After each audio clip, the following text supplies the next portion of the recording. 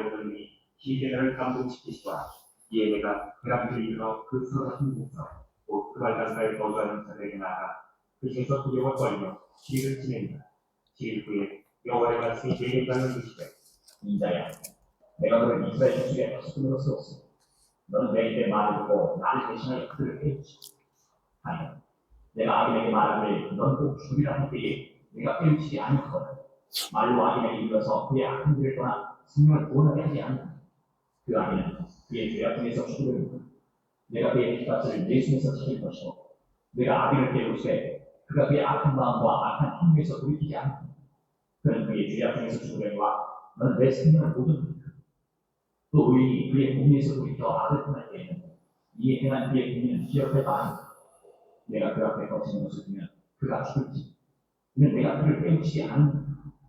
그는 그의 죄 중에서 죽으려니와 그의 피값은 내가 내 손에서 찾으리라. 그러나 내가 그 의인을 깨우쳐 범죄하지 아니하게 하노라. 그가 범죄하지 아니하면 정녕 죽이니 이는 깨우침을 받으니 너도 내 영혼을 보존한다.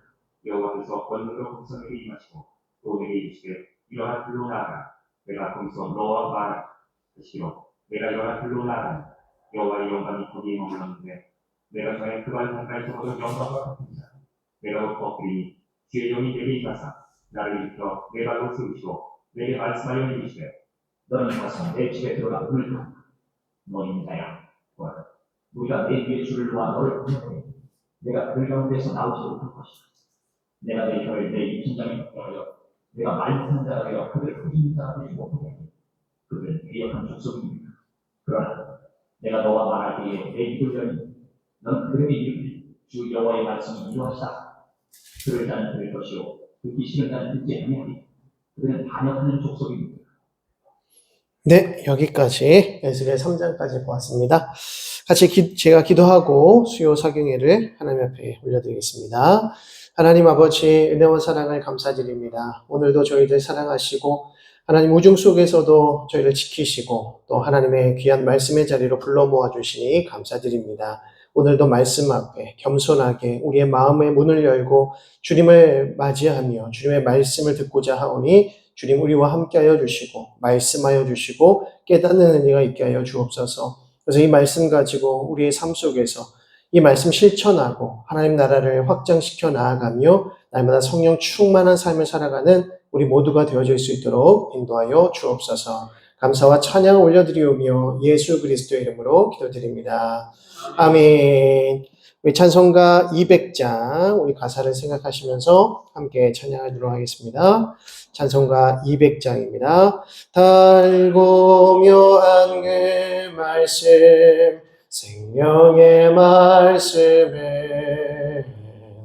귀한 그 말씀 진실로 생명의 말씀이 나의 길과 믿음 밝히 보여주니 아름답고 귀한 말씀 생명샘이로다. 아름답고 귀한 말씀 생명샘이로다. 귀한 주님의 말씀은 내 노래 되도다. 모든 사람을 살리는 생명의 말씀을 값도 없이 나 생명길을 가니 아름답고 귀한 말씀 생명샘이로다. 아름답고 귀한 말씀 생명샘이로다. 널리 울리어 퍼지는 생명의 말씀은 마음의 용서와 평안을 골고루 주나니 다만 예수 말씀 듣고 복을 받네. 아름답고 귀한 말씀 생명샘이로다. 아름답고 귀한 말씀 생명샘이로다. 아멘.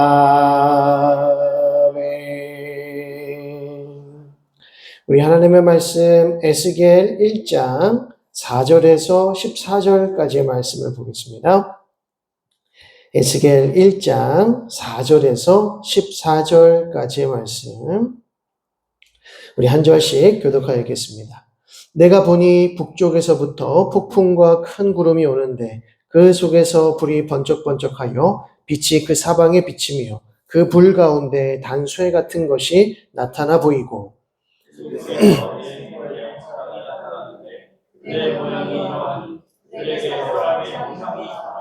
그들에게 각각 내 얼굴과 내 날개가 있고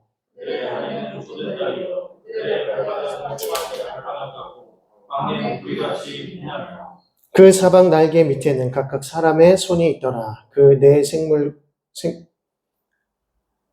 맞죠? 네. 네 생물의 얼굴과 날개가 이러하니 날개는 다 서로 연하였으며 날개에는 불이 튀지 아니하고 입술이 앞으로 보게 하며 그 얼굴들의 모양은 넷의 앞은 사람의 얼굴이요 넷의 오른쪽은 사자의 얼굴이요 넷의 왼쪽은 소의 얼굴이요 넷의 뒤는 독수리의 얼굴이니 그 얼굴은 불로 하며 그 날개는 더럽혀서 각기 둘씩으로 연하였고 또 둘은 몸을 가렸으며 영이 어떤 쪽으로 가면 그 생물들도 그대로 가되 돌이키지 아니하고 일제히 앞으로 곧게 행하며 또 생물의 모양은 하늘 숯불과 횃불 모양 같은데 그 불이 그 생물 사이에서 오르락내리락 하며 그 불은 번개가 있고 그 가운데에서는 번개가 나며 함께 봅니다.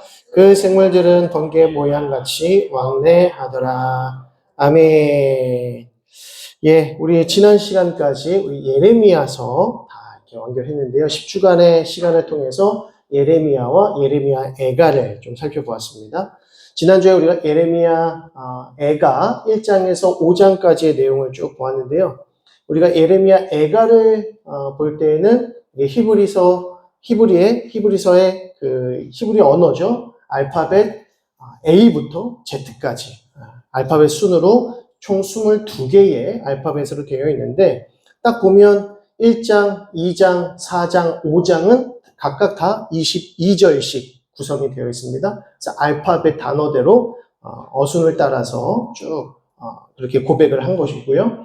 그리고 3장의 내용은 알파벳 A라고 한다면 AAA, BBB 식으로 해서 66절을 구성하고 있다라고 했습니다.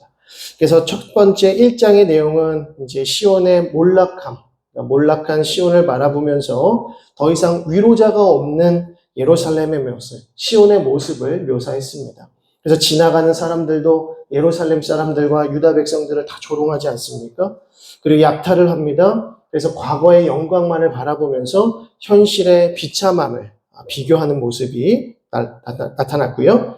또 2장의 내용을 보게 되면 진노하신 하나님의 진노에 대해서 묘사하면서 결국 예레미야가 슬픔과 큰 탄식에 사로잡히게 됩니다. 그리고 3장을 보게 되면 유다의 애도와 위로의 말씀이 나타나는데요. 그래서 자신의 고난, 곧 예레미야 자신의 고난을 탄식하면서 내가 절망과 어둠 가운데 있다라고 고백을 하게 됩니다. 그리고 19절부터 보게 되면 그럼에도 하나님의 긍휼을 찬양한다. 곧 우리에게 긍휼을 베푸시고 새로운 구원의 역사를 일으키실 하나님을 바라보는 것. 그래서 하나님의 본심은 우리를 괴롭게 하거나 고난을 주시는 것이 아니라 우리를 구원하시는 것이 하나님의 본심이다 라고 하는 고백이 나타나고요. 그리고 회개를 촉구하는 모습, 여호와께로 우리가 돌아가자라고 하는 것입니다. 그리고 하나님께 부르짖고 응답하시고 반드시 우리를 구원하신 하나님께 돌아가자라고 하는 회개의 촉구의 내용이 3장에서 등장했습니다. 그리고 4장의 내용을 보게 되면 시온의 과거와 현재를 비교하면서 결국 이스라엘 백성들, 곧 유다 백성들이 심판을 당할 수밖에 없었던 그 원인, 이유에 대해서 말씀합니다. 그러니까 그 죄의 엄중함에 대해서 하나님의 진노를 결코 피할 수 없다라고 하는 것이죠. 그리고 마지막 5장의 내용은 그럼에도 불구하고 하나님께서 우리에게 회복을 약속하여 주셨사오니 회복을 허락하여 주옵소서. 우리를 회복시켜 주옵소서라고 하면서 최후의 간구, 최후의 기도를 드리는 예레미야의 모습을 우리가 발견할 수 있습니다.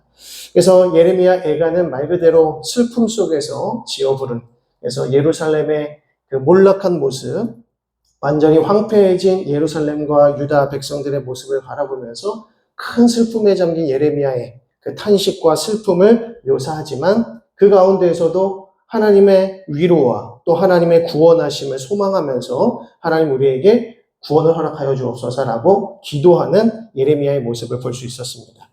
자, 오늘부터는 이제 에스겔의 말씀을 이제 보게 되는데요. 에스겔도 내용이 깁니다. 그래서 에스겔 48장까지 나타나게 되는데 이 48장까지의 내용을 우리가 또 이렇게 쭉 보게 되면 에스겔은 조금 좀 특이합니다. 어떤 면에서 특이하냐면 이사야와 예레미야는 멸망당하기 직전에 유다 백성들, 이스라엘 백성들을 향하여서 돌이키라, 회개하라, 하나님께 순종하라, 다른 것 의지하지 말고 오직 하나님만 의지하라 라고 하는 말씀을 촉구했다면 에스겔은 이미 제1차, 2차 포로로 잡혀가고 유배당하고 있는 이스라엘 백성들, 유다 백성들을 향하여 하시는 말씀입니다. 그러니까 이미 멸망당한 이스라엘 백성들을 향해서 하시는 말씀이기 때문에 그들의 죄를 지적함과 동시에 이것이 그냥 하나님이 우리를 버리신 것이 아니라 하나님께서 우리를 다시 회복시키시고 우리에게 놀라운 구원을 베푸실 그 과정이기 때문에 믿음으로 인내하고 하나님의 말씀을 붙들자는 내용이 주를 이루게 되는 것입니다. 그래서 에스겔의 이 특징을 한번 보시게 되면 자, 제일 첫 번째 장을 좀 보겠습니다. 서론부. 에스겔의 특징은 세 가지 특징을 갖고 있는데 먼저 에스겔의 사역 시기가 언제인가? 지금 말씀을 드린 것처럼 에스겔이 누구에게 사역을 했는가라고 했을 때 바벨론 유배 중에 있었던 유다 백성들에게 사역을 하게 되는데요. 오늘 1절의 말씀을 보면 30째 해라고 말합니다. 30째 해라고 하는 것은 에스겔이 30세가 되던 해를 가리키는 것 같습니다. 그래서 에스겔이 30세가 되던 해에 부름을 받아서 바벨론의 유배 중에 있는 유다 백성들을 향하여 하나님의 말씀을 대언하게 되는 것이죠. 그리고 몇 년간 사역을 하는가? 22년간 사역을 하게 됩니다. 자, 그래서 그러면 에스겔이 언제 태어났는가라고 생각했을 때 이 바벨론으로 이제 포로로 끌려가던 제 2차 침공 시에 바벨론 포로로 끌려가게 됩니다. 그러니까 에스겔이 1차 포로, 2차 포로 시 끌려가게 되는데 2차 포로는 BC 597년에 사로잡히게 됩니다. 1차 포로는 BC 605년이고요. 그리고 2차 포로는 BC 597년입니다. 그래서 바벨론 2차 침공 시에 에스겔과 또 많은 백성들이 바벨론으로 포로로 끌려가게 되는 것이죠. 그래서 이렇게 산술적으로 계산을 해보면 에스겔이 언제 태어났는가? 바로 요시야 개혁시대 때, 요시야 시대 때 태어나서 제사장 가문에서 태어나게 됩니다. 그래서 에스겔도 예레미야와 같이 제사장 가문에서 출생하게 되는 것이죠. 예레미야도 그렇고 에스겔도 그렇고 안타까운 부분은 무엇입니까? 제사장 가문에서 태어나서 예루살렘 성전을 섬기고 하나님 앞에 제사하고 예배하는 그것이 그의 직무였지만 그 직무를 감당할 수가 없는 겁니다. 왜냐하면 예루살렘 성전이 다 무너져 내렸고 그리고 다 그 땅을 잃었고 또 나라를 잃었던 상황이기 때문에 제사장의 직분을 감당할 수 없는 것이죠. 게다가 바벨론 포로로 잡혀있는 상황 속에서 제사장이 할 수 있는 일이라고는 중보의 기도를 드리는 것, 그리고 사실은 하나님의 말씀을 가르치는 것이 매우 중요한 임무 중에 하나였습니다. 그러나 성전을 섬길 수 없었다는 것이죠. 근데 이 에스겔과 예레미야 같은 경우에는 하나님께 특별히 부르심을 받아서 선지자로서의 사명을 감당하게 되는 것입니다. 그래서 에스겔의 사역 시기는 요시야 개혁 시대에 태어나서 제사장 가문에서 출생해서 바벨론 2차 침공 시에 바벨론 포로로 끌려가게 되고요. 30세가 되던 해에 그발강가, 오늘 나타나지만 그발강가, 바벨론에서 부르심을 받고 바벨론 유배 중에 있었던 유다 백성들에게 22년간 사역을 하게 되는 것입니다. 자, 두 번째 특징을 보시면 새 성전에 관한 내용이 굉장히 중요하게 다루어지고 있다는 것입니다. 그러니까 예루살렘 성전이 무너진 그 이유가 무엇인가? 결국 이제 예루살렘 성전이 무너져 내렸지 않습니까? 그래서 포로로 끌려가 있는 유배 중에 있는 유다 백성들에게 하나님의 말씀을 전하는 것이기 때문에 이미 무너져 내린 예루살렘 성전을 바라보면서 왜 저 성전이 무너졌을까? 왜 하나님이 우리를 버리셨을까라고 하는 이 의문 가운데 있었던 유다 백성들에게 우리가 멸망당할 수밖에 없었던 그 이유가 무엇인지를 쭉 이야기하는 것이죠.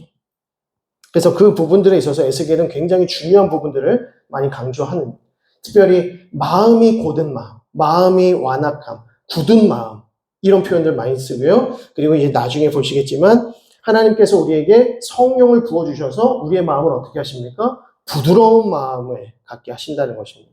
그래서 우리 마음 가운데 새 영을 주시고 부드러운 마음을 주셔서 어떻게 하시는 거죠? 하나님의 말씀을 믿음으로 받고 그 말씀에 순종하는 삶을 살아가도록 하시는 것. 그것이 이제 에스겔이 말하는 진정한 회복이고 구원이라고 하는 것입니다. 그래서 예루살렘 성전은 결국 왜 무너졌는가? 우리 인간의 이스라엘 백성들, 하나님의 백성들의 완악함과 불순종, 그리고 우상 숭배의 삶 때문에 무너져 내렸다. 그러나 영광스럽게 하나님의 성전이 다시 재건될 것이고 회복될 것이다 라고 하는 것이죠. 그러면서 성령의 약속도 함께 해줍니다. 자, 세 번째로 에스겔에는 두 가지 주제가 흐르고 있는데요. 다른 선지서도 마찬가지지만 가장 두드러지게 나타나는 주제는 심판과 회복입니다. 그래서 2번에 에스겔의 구조와 요점을 보시면 1번 유다 심판, 2번 이방 심판입니다. 그래서 1번, 2번은 심판에 관한 메시지죠. 그리고 세 번째는 회복에 대한 메시지입니다. 그래서 에스겔서의 두 가지 큰 주제는 심판과 회복의 메시지. 그래서 전반부인 1장에서 32장까지의 내용은 유다와 이방 심판에 관한 메시지를 가지고 있고요. 그리고 후반부의 33장에서부터 48장의 내용은 회복의 메시지. 하나님께서 성전을 어떻게 회복시키시고 유다 백성들을 약속의 땅을 어떻게 재건하실지에 대한 말씀들, 특별히 하나님께서 성령을 그들 가운데 주시고 새 마음과 새 영을 주셔서 하나님의 나라로 온전하게 회복시키시겠다라고 하는 말씀이 등장합니다. 그래서 에스겔의 제사장이라고 했습니다. 예루살렘 성전이 무너져 내리는 것을 함께 보았고, 그리고 지금 유배 중에 있는 유다 백성들도 그 안타까운 상황 속에 놓여 있습니다. 근데 에스겔이 제사장으로서 예루살렘 성전에 하나님을 섬기면서 하나님의 임재를 체험하면서 하나님을 참되게 예배하는 것이 그의 직무인데 하나님께서 어떻게 하십니까? 성전을 떠나시는 모습을 에스겔이 쭉 보여줍니다. 그래서 저희가 그때 금요기도회 때 한번 말씀드린 바 있는데 에스겔의 이 말씀, 초반부의 말씀은 하나님이 성전을 떠나시는 장면입니다. 그것을 쫙 보여주세요. 하나님께서 예루살렘 성전에서 쭉 떠나시는데 어느 쪽으로 떠나십니까? 동서남북 어느 쪽으로 떠나시죠? 동쪽으로 바벨론을 향하여서 떠나시는 것을 봅니다. 그래서 바벨론 포로로 끌려가기 직전에 누가 먼저 바벨론에 먼저 가 계세요? 하나님이 먼저 가 계신 겁니다.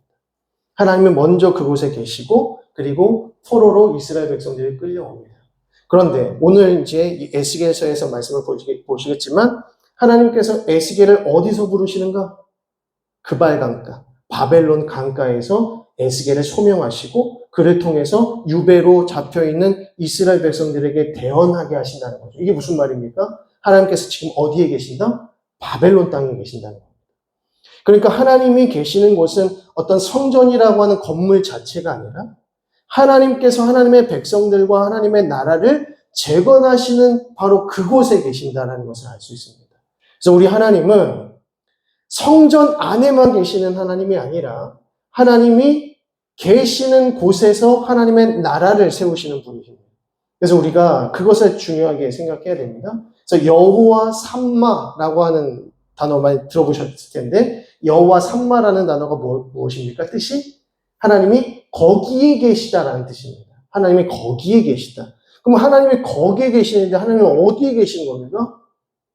하나님이 계시는 곳에 계시는 거예요. 그러니까 하나님이 거기에 계신다라고 하는 것은 성전만을 가리키는 것이 아니라 하나님이 거하시는 모든 곳이 여호와 삼마이라고 하는 것이죠. 그러니까 하나님은 어디에도 계신다? 바벨론 땅에도 계시고 또 애굽 땅에도 계시고 그리고 광야에도 계셔서 40년 광야 생활을 통해서 이스라엘 백성들을 정결케 하시고 거룩하게 하시는 그 과정 속에서 하나님께서 함께 하셨다는 것입니다. 그러니까 하나님은 성전이라는 곳에만 딱 제한적으로 계시는 것이 아니라 어디에나 계시는 하나님이시고 또 어디에서나 축복하시고 하나님의 나라를 세우실 수 있는 분이신데 특별히 이스라엘 백성들에게는 법을 제정하시고 율법을 주시고 제사 제도를 주셔서 하나님을 어떻게 예배해야 하는지를 가르쳐 주신 거죠. 그러니까 하나님을 이렇게 예배하라라고 하는 그 기준, 말씀을 이 하나님의 성전에 두셨다는 것입니다. 하나님의 성전에서 하나님의 방식대로 예배하라. 이것이 하나님께 참된 예배가 되고 하나님께서 기뻐 받으시는 제사가 된다는 것입니다. 그러니까 우리가 하나님의 말씀대로 순종하는 가운데 하나님 앞에 예배하는 것이 하나님께서 기뻐 받으시는 참된 예배가 된다고 하는 것이죠. 자, 이런 주제를 통해서 우리는 에스겔서를 쭉 이제 볼 수가 있을 것 같고요. 그래서 방금 말씀드렸지만 1번 유다 심판, 그것은 크게 세 부분으로 나뉘게 됩니다. 소명, 에스겔이 소명을 받는 부분, 특별히 파수꾼이라고 하는 표현이 등장을 합니다. 파수꾼이라는 단어요. 그래서 에스겔을 파수꾼으로 세우신다는 것인데 이따가 보시겠지만 파수꾼의 개념이 무엇인가를 우리가 좀 잘 살펴볼 필요가 있습니다. 두 번째로 상징 행위와 예언, 그러니까 2번, 가로 2번이죠. 상징 행위와 예언 4장부터 15장의 내용, 그리고 풍유적 예언 16장부터 24장까지의 내용이 에스겔이 갖는 또 다른 독특성입니다. 그래서 상징 행위가 참 많이 등장하고요. 그리고 풍유적인 예언이 많이 등장합니다. 풍유와 예언은 조금 다른 의미인데 풍유는 하나의 이야기, 전체적인 이야기가 주어집니다. 근데 그것이 하나의 큰 비유가 되는 것이죠. 그래서 풍유적인 예언, 어떤 보이는 말씀으로서의 부분들을 많이 예언해주고 있다라고 하는 것이고요. 그리고 나서 이방 심판, 동과 서, 북과 남 순으로 쭉 이제 언급되어 있습니다. 그리고 이제 회복에 대한 내용들은 두 번째 소명, 다시 한번 에스겔을 부르시고 회복시키기 위한 말씀들을 전하신다는 겁니다. 그래서 회복된 나라에 대한 내용이 34장에서 39장의 내용, 그리고 40장부터 48장의 내용은 하나님께서 그곳 가운데 임재하신다는 겁니다. 하나님께서는 먼저 성전을 회복하시고 하나님의 백성을 회복하셔서 그들 가운데 임하시는 겁니다. 그러니까 하나님은 다 회복시키신 이후에 그들 가운데 임재하셔서 그들의 영광이 계신다라고 하는 것이죠. 자, 그런 이제 순으로 쭉 이제 보게 될 겁니다. 자, 이제 넘기시면요.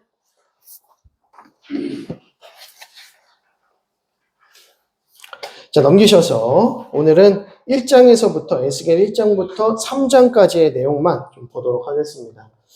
선지서는 어디서나 어떤 선지서나 마찬가지인데 요 초반부, 서론부를 잘 이해하셔야 됩니다. 왜냐하면 예언서는 그 시대적 상황과 배경과 그리고 그 대상이 굉장히 중요하기 때문입니다.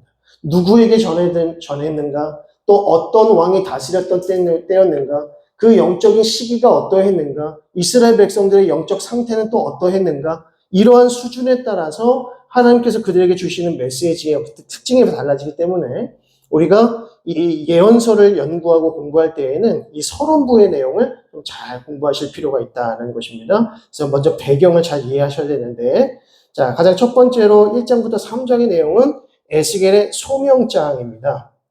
그래서 다른 선지서들보다 이 소명에 관한 내용이 꽤 길게 서술되어 있다는 것을 알 수 있는데, 자, 먼저 1장의 내용을 보시게 되면 1장의 내용은 앞서 여기 앞에 있는 부분들, 하나님의 영광과 병거 환상에 대한 내용입니다. 그래서 이렇게 그냥 정리하시면 돼요.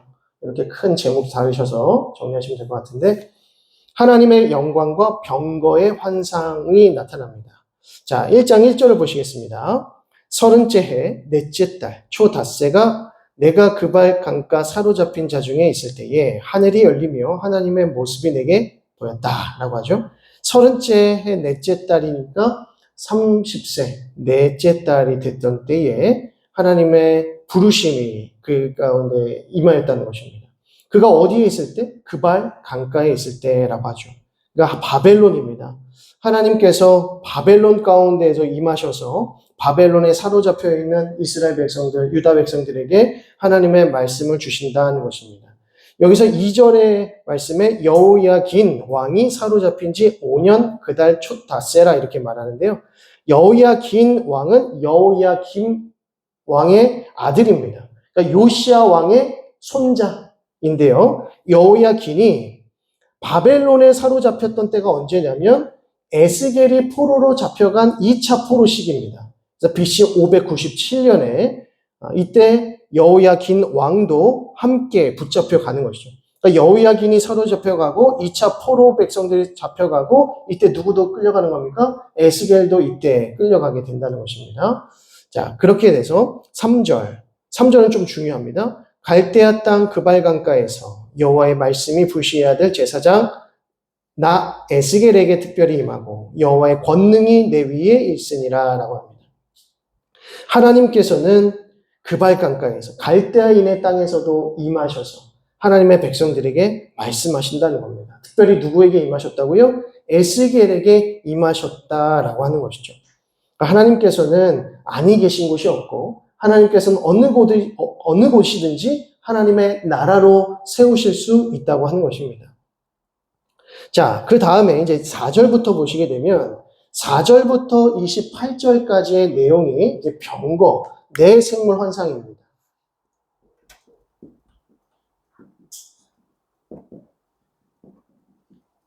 4절부터 28절까지의 내용이 이제 내생물이 등장하는데요. 이 내생물이 누구인가? 10절 같이 보겠습니다. 10절 말씀 같이 읽어보겠습니다. 시작. 그 얼굴들의 모양은 넷의 앞은 사람의 얼굴이요. 넷의 오른쪽은 사자의 얼굴이요. 넷의 왼쪽은 소의 얼굴이요. 넷의 뒤는 독수리의 얼굴이니. 자, 이 네 생물이 누굽니까? 사람과 사자와 소와 독수리. 자, 사람, 사, 소, 독수리 이거 어떤 의미일까요? 사실은 이런 거에 뭐 큰 의미를 둘 필요는 없지만 왜 사람의 모습이고 사자의 모습이고 소의 모습이고 독수리의 모습 이거 사자 동물의 왕 그죠? 독수리는요 새들의 왕, 소는요 가장 힘센 동물 이렇게 묘사가 되는 겁니다. 그러니까 사람, 사자, 소, 독수리는 가장 탁월한 동물이라고 볼 수 있는 거예요. 가장 탁월한 생물 넷을 말하는 겁니다. 탁월성을 얘기하는 것이죠. 그래서 탁월함. 그래서 지금 이 네 생물의 형상으로 네 생물로 나타난 요 인물을, 이 대상이 누구인지를 조금 보실 필요가 있습니다. 지금 이 존재가 누구인지. 자, 그리고 12절을 보시면 영이 어떤 쪽으로 가면 그 생물도 그대로 가되 돌이키지 아니하고 일제히 앞으로 곧게 행한다 이렇게 말합니다. 그러니까 어떠한 영이 어떤 쪽으로 가면 이 네 생물들도 함께 따라가더라는 겁니다. 그리고 11절을 보면 그 얼굴은 그러하며 그 날개는 드러펴서 각기 둘씩 서로 연하였고 또 둘은 몸을 가렸으며 지금 날개가 네 짝이 있다는 겁니다. 그래서 두 날개로는 날고 또 두 날개로는 몸을 가렸다는 것이죠. 그래서 날개가 있다. 탁월한 짐승의 얼굴을 하고 있다. 생물의 얼굴을 하고 있다. 그런데 영이 이끄는 곳으로 간다. 지금 이런 얘기입니다. 자, 15절 보시겠습니다. 15절에 내가 그 생물들을 보니 그 생물들 곁에 있는 땅 위에는 바퀴가 있는데 그 내 얼굴을 따라 하나씩 있고 생물들을 따라서 바퀴가 있답니다. 이게 지금 이거를 그리면 어떠한 형상이 될까라고 궁금해 하시는 분들이 많이 계시지만 요거 그대로 저희 그림을 그릴 수 없습니다. 그림을 여러분들이 이제 그리려고 시도를 많이 하셨는데 다 달라요. 이게 정확히 뭐가 어떻게 생겼다 이렇게 표현할 수 없습니다. 뭐 다리 모양은 어떻고 뭐 이렇게 했지만 사실은 이거를 조합을 해보면 이게 사실은 이해하기 어려운 어떤 대상이 되고 존재가 되기 때문에 그냥 이렇구나 정도만 알면 되고요. 그리고 이 대상이 누구인가만 아시면 됩니다. 이 대상이 누구인가. 자, 바퀴가 있었다고 합니다. 그래서 영이 있었고 그리고 이 네 생물이 있고요. 그리고 바퀴가 있다. 이렇게 말합니다. 바퀴는 뭐냐, 바퀴. 자, 21절 보시겠습니다. 21절. 그들이 가면 이들도 가고, 그들이 서면 이들도 서고, 이제 바퀴를 말하는 겁니다. 그들이 땅에서 들릴 때에는 이들도 그 곁에서 들리니. 그러니까 공중에 붕 뜬다는 겁니다. 이는 생물의 영이 그 바퀴들 가운데에 있음이더라 라고 합니다. 그러니까 이 영은 생물들의 영을 말하는 것이고 생물이 있고 그것을 따르는 바퀴가 있다는 겁니다. 그러니까 영이 제일 먼저 가고 내 생물이 따라가고 바퀴가 따라간다 이 얘기입니다. 그러니까 이게 어떻게 지금 움직이면서 어떤 모양을 하고 있는지 사실은 알 수가 없습니다. 한번 집에 가서 한번 그려보세요. 이거 어떤 모양인지 한번 그려보시고 저한테 한번 보여주세요. 이게 제 생각하고 좀 맞는지 저도 좀 비교를 해보게. 한번 그려보시면 다 다른 모습이 아마 나타나게 될 겁니다. 자, 그러면 24절 보겠습니다. 24절. 생물들이 갈 때에 내가 그 날개 소리를 들으니 그 많은 물소리와도 같고 전능자의 음성과도 같으며 떠드는 소리 곧 군대의 소리와도 같고 그 생물이 설 때에는 그 날개를 내렸더라 라고 합니다. 그리고 26절 보시면 그 머리 위에 있는 궁창 위에 보좌의 형상이 있는데 그 모양이 남보석 같고 그 보좌 형상 위에 한 형상이 있어 사람의 모양 같더라. 그리고 27절 마지막 부분을 보시면 그 허리 아래의 모양도 불같아서 사방으로 광채가 나더라. 28절 그 사방 광채의 모양은 비 오는 날 구름에 있는 무지개 같으니 이는 여호와의 영광의 형상의 모양이라. 내가 보고 엎드려 말씀하시는 이의 음성을 들으니라 라고 합니다. 결국 이 모든 것들이 가리키는 형상은 어떤 형상이다? 하나님 여호와의 형상의 모양이다 이렇게 말합니다. 그러니까 지금 이 어떤 존재가 있는데 이 존재가 먼저 나타나는 거예요. 그래서 에스겔이 그 존재를 봤는데 이렇게 보니까 뭐 다리는 이렇고 뭐 어디는 이렇고 얼굴은 네 종류로 생겼는데 이 생물의 영이 먼저 했는데 이들이 따라갔고 바퀴가 또 있는데 그것이 따라갔는데 뭐 어떤 형상이나 빛이 막 나는데 그게 무지개 빛 같기도 하고 막 그러니까 이게 무슨 말인지 알 수가 없습니다. 왜 그럴까요? 여호와의 영광의 형상이라고 말하기 때문입니다. 여호와의 영광의 형상이기 때문에 우리 눈에는 정확히 어떤 모양인지 알 수 없습니다. 알 수 없다는 것이죠. 만약에 이 모양을 그대로 그렸다면 이것이 여호와의 영광이니까 뭐 하면 돼요? 이거 만들어가지고 섬기면 되겠죠. 이제 그렇게 되는 겁니다. 그러니까 알 수 없게 만드신 거죠. 그런데 에스겔은 지금 그것을 보는데 지금 에스겔이 보는 이 광경이 결국 무엇을 의미하는 것입니까? 여호와의 영광이 내에게 지금 임했다라고 하는 것을 강력하게 이해하는 겁니다. 그런데 그 환상이 뜬구름 없는 뭐 이런 게 아니라 실제적으로 자기가 보고 있는데 그 보는 것들이 어떻게 그림을 그리거나 묘사해야 될지 에스겔도 사실은 어려운 거예요. 그런데 딱 보니까 이러한 질서대로 지금 움직이고 있더라는 것이죠. 그러니까 하나님께서 어떠한 존재들을 통하여서 하나님 자신의 영광을 에스겔에게 보이고 있다는 것입니다. 자, 이렇게 해서 그냥 에스겔 1장을 이해하시면 될 것 같고요. 자, 2장으로 넘어가시면 선지자의 소명과 이스라엘의 완악함에 대해서 말씀하는데요. 자, 2장 1절 보시겠습니다. 그가 내게 이르시되 인자야 내 발로 일어서라 내가 내게 말하리라 하시며 드디어 하나님께서 에스겔을 부르시고 그에게 말씀하시기 시작하시는데요. 제일 먼저 그를 뭐라고 부르시는가? 인자야 라고 부르십니다. 사람의 아들이란 뜻이죠. 사람의 아들, 인자야 이렇게 부르세요. 그런데 유독 에스겔을 하나님께서 인자라고 많이 부르십니다. 그리고 나중에 예수님께서도 인자가 이 표현 많이 하시죠. 인자가 이렇게 할 것이다. 인자가 고난을 받게 될 것이다. 인자에 온 것은 섬김을 받으려 함이 아니라 도리어 섬기려 함이다. 이렇게 말씀하세요. 근데 그 인자가 이렇게 할 때 이게 Son of Man입니다. 그러니까 예수님이 인자가 섬김을 받으려 온 것이 아니라 라고 했을 때 듣는 사람들은 어떤 이는 예수님 자신을 이야기하는 것도 같지만 이것이 사실은 3인칭 단수를 말하기 때문에 어떤 특정한 다른 사람을 이야기하는 것처럼 보이기도 합니다. 그러니까 이런 효과가 있는 것이죠. 인자야라고 하는 것은 예수님 자신을 말하는 것이 분명하지만 듣는 사람들은 예수님을 말씀하시는 건지 다른 누군가를 말하는 건지 사실은 이해하기가 어렵다는 것이죠. 왜 그러냐면 인자가 이렇다라고 했을 때 대부분 그 인자를 묘사하는 그 표현이 하나님과 연결되어 있었기 때문입니다. 메시아적 표현, 그리스도적 표현이었기 때문에 약속된 그 메시아적 표현을 인자로 말하기 때문에 지금 자기 자신을 가리켜서 메시아라고 하는 거야?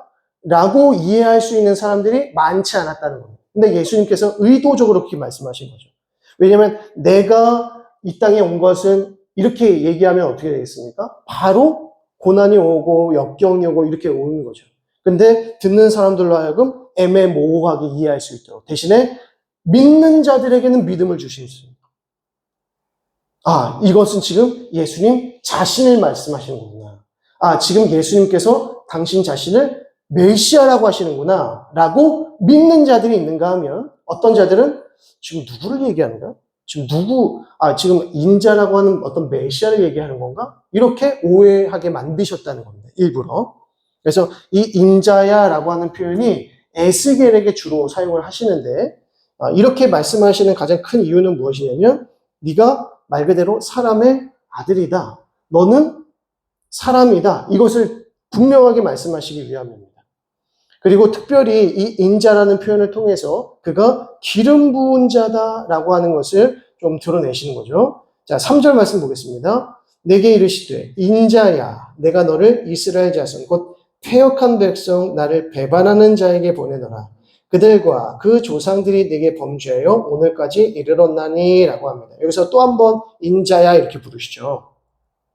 그런데 내가 너를 누구에게 보낸다? 이스라엘에게 보내는데 그 이스라엘은 어떤 자다? 패역한 자다 이렇게 말합니다. 배반한 자. 여기서 패역하다라고 하는 것은 어떤 의미인가? 그러니까 성경에서 패역하다라고 하는 말이 나오면 이 패역하다라고 하는 것은 도리를 할 줄 모른다 이런 뜻이죠. 도리 혹은 노릇을 할 줄 모르고 그리고 여기에 거역하는 겁니다. 거역. 그러니까 역자는 거역하는 것이고요. 이 패자는 도리를 하지 못한다 이런 뜻입니다. 제 노릇을 하지 못한다 이런 뜻이죠. 그러니까 만약에 아들인데 아들이 패역한 자식이에요. 그러면 이 패역한 자식이라는 뜻은 어떤 것입니까? 자식의 도리를 하지 못하고 부모에게 거역하는 자 이렇게 이해하시면 되는 거죠. 그리고 이제 왕인데 왕으로서 패역한 왕이다 라고 한다면 왕으로서의 도리와 노릇을 하지 못하고 또 자기에게 위에 있는 하나님의 권세에 따르지 않는 자를 의미할 것입니다. 백성들이 패역한 백성들이다 이런 것은 그들을 다스리는 왕에게 거역할 뿐만 아니라 백성으로서의 노릇과 도리를 하지 못하고 있다 이런 뜻이죠. 그러니까 하나님께서는 지금 누구에게 보내시냐면 패역한 자들, 자기 도리를 하지 못하는 자들, 거역하고 배반하는 자들에게 인자야 너는 가서 전하라 이렇게 말씀하시죠. 그러면 이 사람들이 누굽니까? 패역한 자들? 바벨론에 유배된 자들을 말하죠. 포로로 끌려와 있는 자들을 말합니다. 하나님께서는 명백하게 바벨론에 끌려와 있는 자들을 패역한 자들이라고 말씀하고 계세요. 왜냐하면 이것이 심판이기 때문이죠. 하나님께서는 지금 징계하고 계시고 심판하고 계십니다. 왜냐하면 그들이 패역했고 거역했고 배반했기 때문입니다. 그래서 지금 끌려와 있는 상태의 이 백성들은 패역한 백성들입니다. 근데 우리가 지난번에 예레미야 때도 우리가 봤지만 하나님께 순종해서 바벨론 포로로 끌려가고 항복하는 자들은 좋은 무화가 나오지만 끝까지 거역하고 끝까지 하나님의 이 심판을 거부하는 자들은 나쁜 무화과 나무다 이렇게 말씀하셨어요. 그러니까 남아있는 시드기야 왕을 중심으로 한 모든 귀족층들, 끝까지 바벨론에게 항거하고 애굽에게 손 내밀었던 자들, 이 자들은 누굽니까? 나쁜 무화과 나무. 그런데 바벨론에게 항복하고 끌려간 자들은 좋은 무화과 나무. 그런데 그 좋은 무화과 나무가 어떠한 자들이었습니까? 패역한 자들, 배반한 자들이었다는 것이죠. 근데 그들에게 하나님께서 무엇 하시는가? 에스겔을 그들에게 보내셔서 말씀을 주셔서 그 말씀을 통하여 그들의 마음을 기경하시고 새 영을 불어넣어 주셔서 그들의 심령을 변화시키신다는 겁니다. 그러니까 하나님께서는 바벨론 포로로 끌려가게 하셔서 내버려 두시고 그냥 심판하시고 징계하시고 끝나시는 것이 아니라 어떻게 하십니까? 그 속에 들어가셔서 그 속에서 말씀하시고 그들을 새롭게 하시더라는 것이죠. 그러니까 하나님의 구원은 이미 심판으로부터 시작되고 있다는 것을 알 수 있습니다. 하나님께서 심판을 작정하셨을 때 이미 무엇을 작정하십니까? 회복과 구원을 작정하셨다는 겁니다. 그러니까 가는 것이 좋은 무화과 나무인 겁니다. 순종하는 자들이 좋은 무화과 나무입니다. 끝까지 버티고 애굽에게 손 내미는 다른 것들을 의지하는 것은 불순종하고 패역한 것이라는 거죠. 바벨론에게 사로잡혀서 유배로 끌려가 있지만 그들이 여전히 패역한 자들이지만 에스겔아 너는 그들에게 뭐 하라? 전하라. 말씀을 선포하라. 그럼 어떻게 되겠습니까? 어떠한 자들은 듣지 않고 끝까지 패역한 마음으로 불순종하겠지만 그 가운데 또 어떤 자들은 순종하고 변화되어서 하나님의 백성들로 새로워지게 될 것이라는 거죠. 그러니까 하나님의 백성들은 예루살렘에만 있다거나 유다 땅에만 있는 것이 아니라 도리어 다른 곳에 또 하나님이 계신 곳에서 얼마든지 일어날 수 있다는 것입니다. 유다 백성들이라고 약속의 땅에 있는 백성들을 다 거룩했습니까? 오히려 약속의 땅에 거하면서 하나님의 평안을 누렸던 자들, 평안과 안락을 누렸던 자들은 다 패역과 불순종의 길로 나아갔다는 것을 알 수 있습니다. 우상 숭배의 길로 나아갔다는 것이죠. 그런데 하나님께서 그들 가운데 말씀하실 때 그 말씀을 듣고 순종하는 자들은 어떻게 됩니까? 구원의 역사, 하나님의 일하심과 임재의 역사들을 경험하게 된다는 것입니다. 그래서 계속해서 패역한 5절 보시겠습니다. 4절과 5절. 이 자손은 얼굴이 뻔뻔하고 마음이 굳은 자니라. 여기서 마음이 굳었다.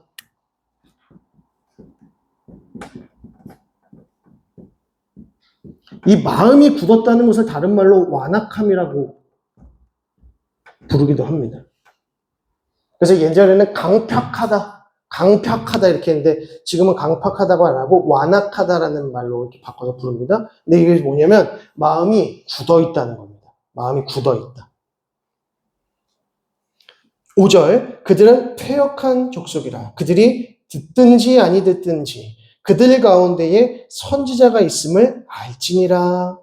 너무 귀한 말씀이죠. 그들은 패역한 족속이고 그들은 듣지 않을 수도 있다. 왜 그렇습니까? 마음이 굳어있기 때문에. 마음이 굳어있을 때 가장 먼저 드러나는 형상이 무엇이냐? 말씀을 듣지 않습니다.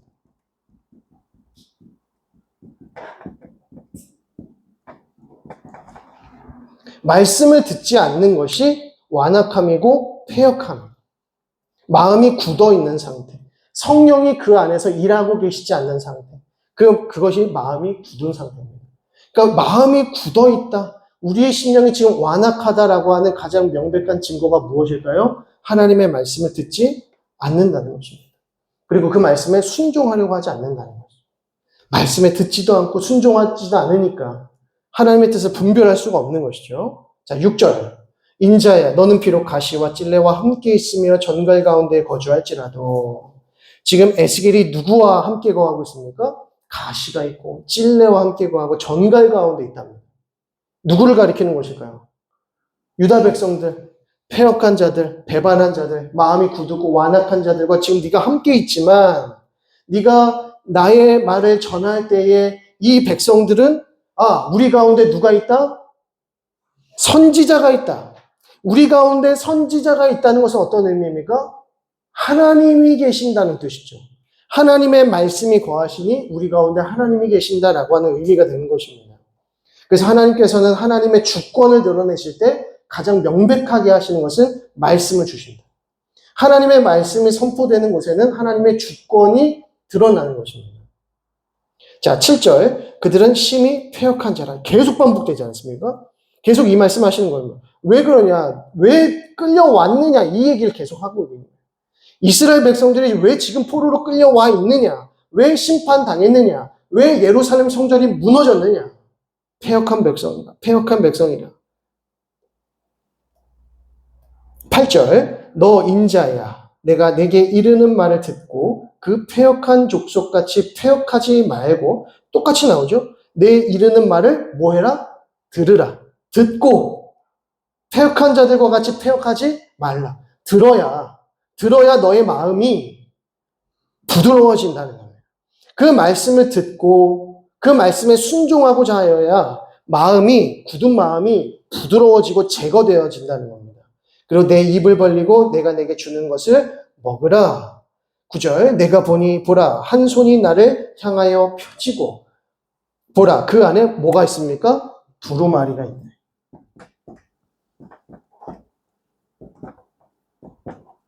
하나님의 말씀이죠. 이 두루마리를 뭐 해라? 먹으라는 겁니다. 먹으라. 근데 이 두루마리 안에는 어떤 메시지가 있는가? 10절 후반부에 보시면 그 위에 애가와 애곡과 재앙의 말이 기록되었더라 이렇게 말합니다. 그러니까 이 두루마리 안에는 애가와 애곡과 재앙의 말이 들어 있습니다. 여러분, 이 애곡과 애가와 재앙의 말이 기록된 이 두루마리를 먹으면, 비유적인 표현이지만 먹으면 어떻게 될까요? 입에 쓸까요? 달까요? 입에 쓰죠. 우리 이게 위로의 말씀, 격려의 말씀, 힘이 되는 말씀 좋아하지, 저주의 말씀, 재앙이 되는 말씀, 힘 빠지는 말씀 안 좋아하지 않습니까? 당연히 이 애곡과 애가와 재앙의 말이 기록된 두루마리를 먹으면 배가 아프고 쓰리겠지만 3절에 뭐라고 말씀하세요? 내게 이르시되 인자야 내가 내게 주는 이 두루마리를 내 배에 넣으며 내 창자에 채우라 하시기에 내가 먹으니 그것이 내 입에서 어떻게 합니까? 발기가 꿀같더라. 여러분, 하나님의 말씀이 비록 애가일지라도 애곡일지라도 재앙일지라도 그것이 하나님의 말씀이라면 우리에게 어떤 것입니까? 달콤하다는 겁니다. 달콤하다. 다윗이 그의 시편에서 하나님의 말씀이 송이 꿀보다 달다 이렇게 말했습니다. 여러분, 하나님의 율법과 하나님의 말씀이 항상 송이 꿀보다 답니까? 그렇지 않잖아요. 하나님의 말씀이 막 위로의 말씀이고 구원의 말씀이고 힘을 주시는 말씀이면 막 이렇게 그렇겠지만 사실은 대부분의 말씀은 심판과 형벌과 징계를 포함하고 있습니다. 왜 그렇습니까? 창세기 1장에서부터 3장까지의 내용, 1장부터 3장까지의 내용은 하나님의 창조와 하나님의 나라와 하나님의 세상이 어떻게 창조되었는지, 선하고 아름다운 하나님 나라의 창조의 말씀을 주지만 3장부터 어떤 일이 벌어집니까? 인간의 죄가 들어오고 죄악이 들어오고 마음이 강팍해지는 이야기 아닙니까? 그러니까 나머지 창세기부터 1장부터 3장까지의 내용을 뺀 나머지 모든 성경의 말씀은 뭐에 대한 말씀입니까? 심판에 관한 말씀이지. 결국 우리를 돌이키시기 위한 하나님의 심판의 메시지? 근데 하나님께서 심판만 하시는가? 아니죠. 하나님의 긍휼과 하나님의 헤세드의 은혜가 어떻게 우리 가운데 회복이 일어나게 만드십니까? 언약을 통해서. 그래서 하나님께서 하나님의 백성들을 세우시고 언약을 주시는 이유가 바로 그것이에요. 내가 너희를 구원하겠다. 그러니까 너희가 내 말에 순종하면 너희는 내 백성 되고 난 너희의 하나님 될 것이다. 이게 언약이죠. 이 언약이 결국에는 창세기 1장과 타락하기 전까지의 이 3장의 내용의 핵심입니다. 하나님께서 선악을 알게 하는 나무의 과실을 먹지 말라. 이거 뭡니까? 언약입니다. 내가 너희의 하나님이다. 너희는 내 백성이다. 그 뜻이, 그 기준이 뭐냐? 선악과다. 이거죠. 그것만 취하지 않으면, 그것만 범하지 않으면 하나님의 백성으로 살아가는 겁니다. 그런데 범하였으니까 그 이후부터는 심판의 메시지로 가득하다는 것이죠. 그런데 그 심판의 메시지와 동시에 이 창세기 1장부터 3장을 제외한 나머지 메시지는 구원의 메시지죠. 회복의 메시지. 하나님께서 우리를 어떻게 구원하셨는가에 대한 메시지라고 하는 것입니다. 그러니까 이 이중적인 의미가 하나님의 말씀 가운데 심겨져 있는 거죠. 비록 그것이 애가이고 애곡이고 재앙이겠지만 그것이 우리에게 달콤한 은혜. 수아비타스죠. 달콤한 은혜. 구원의 은혜. 왜냐면 그 심판의 메시지를 보면서 나의 죄성을 깨닫고 하나님이 나를 이렇게 사랑하시는구나. 하나님이 나를 이렇게 회복시키기를 원하시는구나. 하나님이 나를 구원하시고자 하시는구나. 내가 하나님의 백성이구나를 깨닫도록 하시기 때문입니다. 그러니까 우리가 부모님에게 내가 큰 잘못을 했을 때 부모님이 혼내십니다. 저도 저희 아버지한테 한 번 진짜 호되게 회초리 한 번 맞은 적이 있어요. 진짜 정신없이 맞았어요, 그때는. 정신없이 회초리를 맞았는데, 지금도 생각납니다. 50cm 두꺼운 걸로 그냥 초등학교 때인가. 그래서 엄청 맞았어요. 진짜 엄청 맞았는데, 그때가 아직 트라우마로 남아있어가지고 엄청 혼났습니다. 근데 그때 제가 뭘 느꼈겠습니까? 아빠는 무서운 사람이야. 그래서 아빠한테 근처도 가면 안 돼. 얼씬거리지도 말아야 돼. 눈에 띄지도 말아야 돼. 이렇게 생각하지 않는다는 거죠. 나를 사랑해서 그렇게 하셨구나. 이것이 사랑이었구나. 그렇게 그 어린아이를 그걸 50cm 그 두꺼운 자로 때리는 그 부모의 마음은 어땠을까? 그런 생각을 하게 된다는 겁니다. 마찬가지로 그것이 우리에게 하나님의 말씀은 달콤함으로 나타난다라고 하는 것을 기억하시고요. 자, 7절 말씀 보시면요. 그러나 이스라엘 족속은 이마가 굽고 마음이 굳어 네 말을 듣고자 아니하리니 이는 내 말을 듣고자 아니함이니라. 똑같죠? 마음이 굳어 있고 완악한 자이기 때문에 말씀을 듣지 않을 것이라는 겁니다. 자,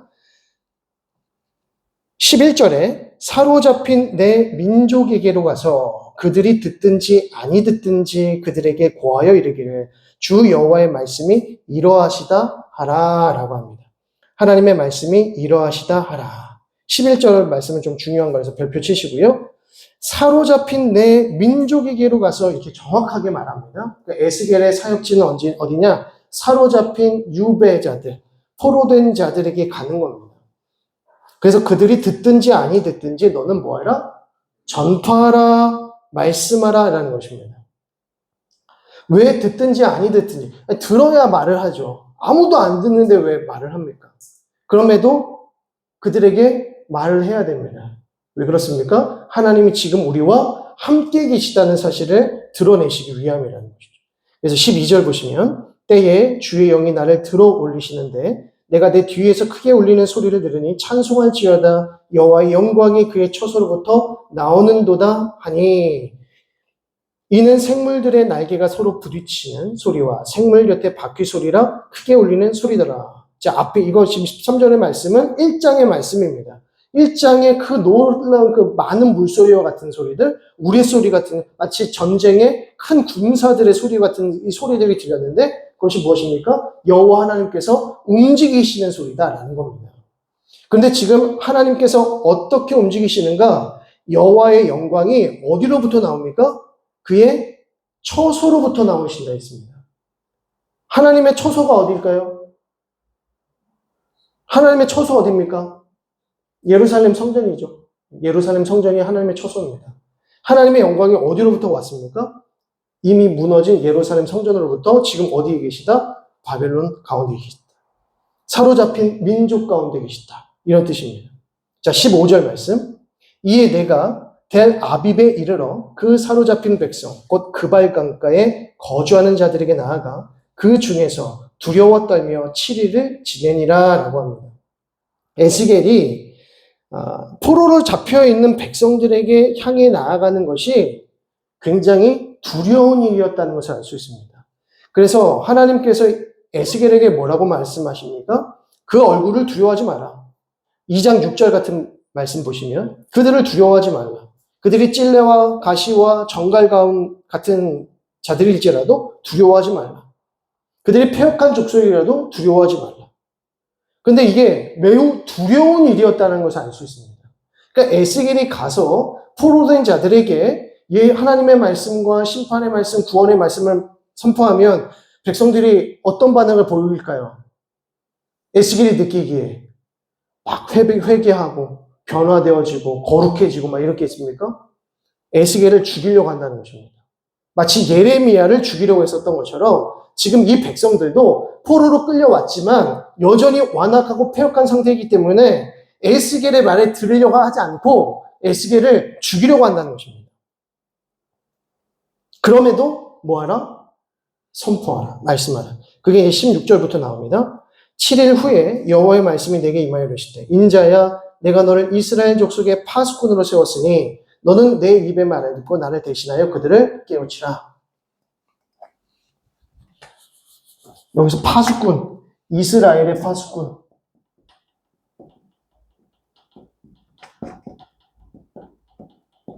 이 파수꾼은 뭐 하는 사람입니까? 깨우치는 사람 이렇게 나와요. 깨우치는 사람. 깨우치는 자.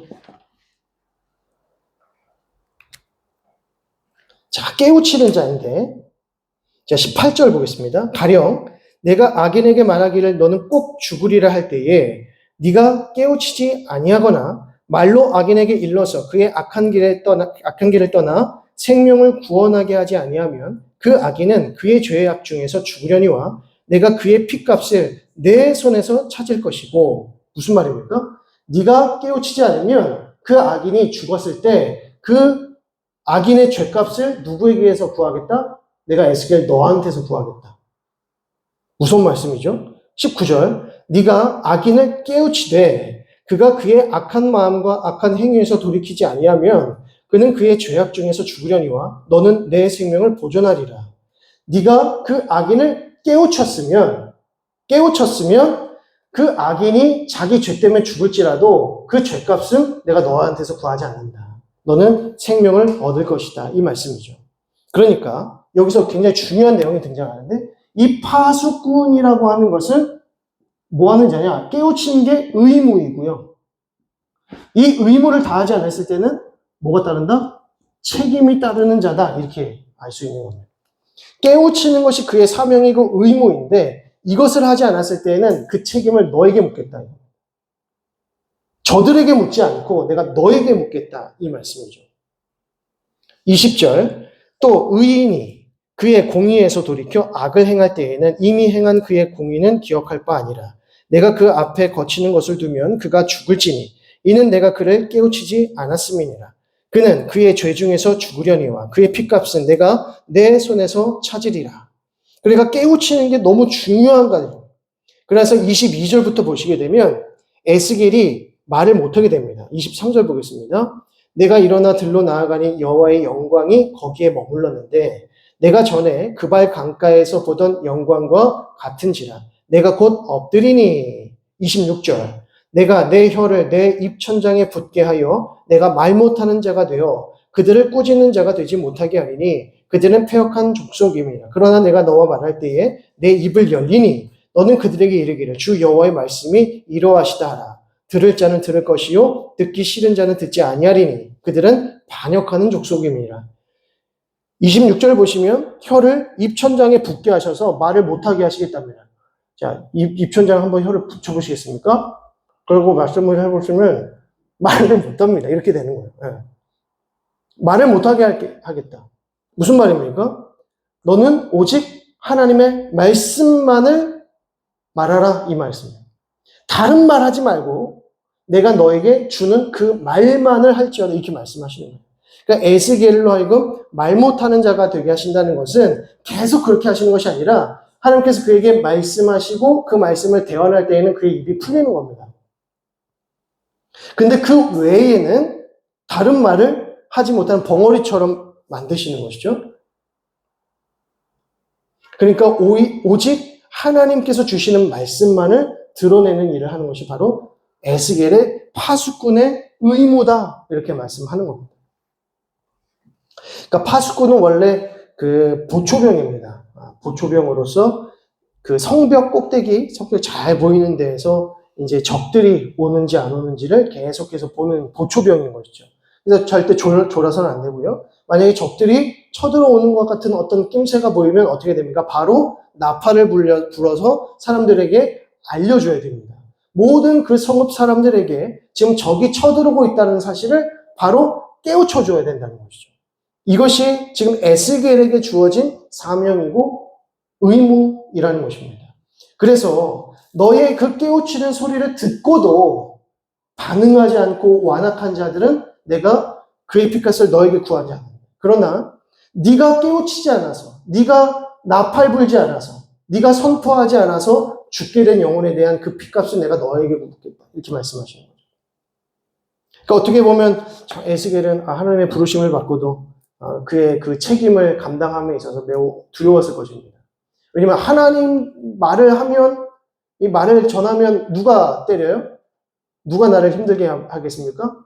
이 완악한 백성들이 나를 힘들게 하고, 내가 이 사람들에게 말을 하지 않고 무서워서 말을 겁내면서 말하지 않으면 어떻게 됩니까? 하나님께서 또 나를 치시게 되고. 그러니까 에스겔은 진퇴양난의 상황에 빠지게 된 거죠. 그러면은 에스겔 입장에서 이 사역을 하고 싶겠습니까? 안 하고 싶겠습니까? 당연히 안 하고 싶죠. 이래도 혼나고 저래도 혼나고 이래도 욕먹고 저래도 욕먹으면 안 하고 말지. 안 하고 말지. 근데 하나님께서는 에스겔을 택하시고 에스겔을 사명자로 세우실 때 하나님께서는 그 사명자에게 영혼을 사랑하는 마음, 하나님의 마음을 부어주십니다.